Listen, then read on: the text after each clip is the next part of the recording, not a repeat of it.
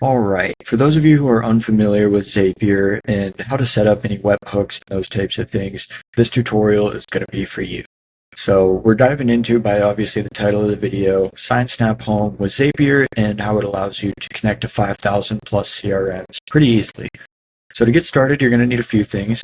You're going to need a signsnaphome.com account, which horrible at drawing with this magic mouse. You're going to need that to get started.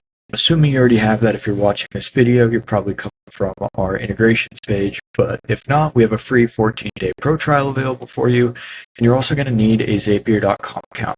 That's going to be free for 5 zaps, like you can see here, and it's good for 100 tasks a month, which should be plenty if you're just using this for the exporting at the end of your open house. And you're also going to need about 5 to 10 minutes to set this all up.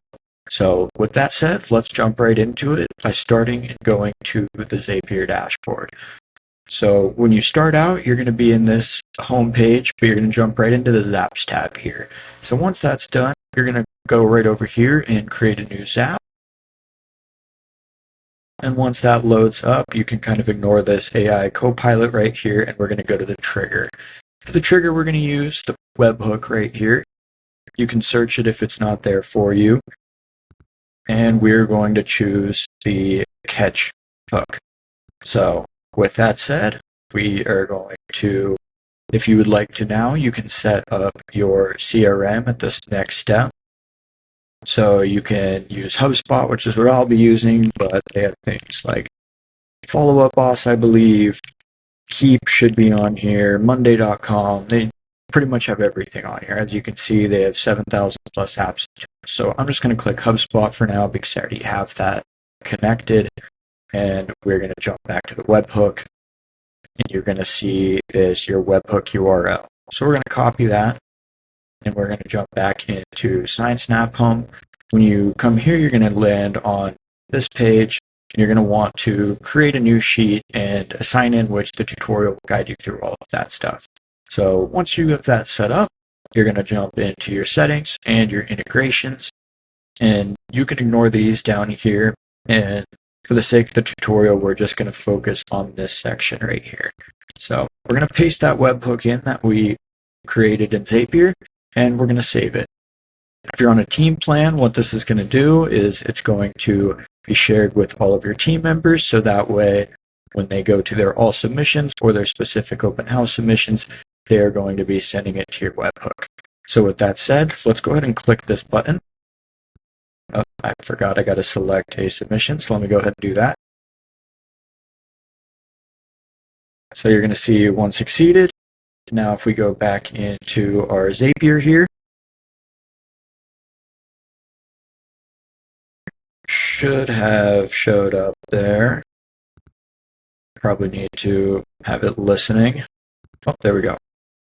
So as you can see, I just needed to click that test there, and now you're going to have this big string. This is just the image that we took of the guest, but as you can see, we have the guest name, open house title, submission timestamp, all of that goodie. So we're going to go to this right here, continue a selected record. And now this is where you're going to choose what event you want to be done in your CRM. So typically this is going to be create a new contact or add contact to list. I believe for HubSpot, we have create contact. So we're going to want to do that. You're going to select your account here. If you haven't done that, you're going to sign in and link it. Zapier makes that super easy. And then we're going to go to continue. And here's exactly where you're going to link up your field. So this can take a little bit of time, but SignSnap Home does make this pretty easy. So we're going to want to do street address. We can ignore a lot of these things right off the bat, but you're going to want to find for your CRM the fields that you need. So for me, it's going to be things like this, email, and we need to put this add here, and we just drag. Sorry, you don't drag, you click that in. So now that's my member email, and we're just going to continue down as we find the other stuff that we want to hook up. Forget that we can use this field search function here.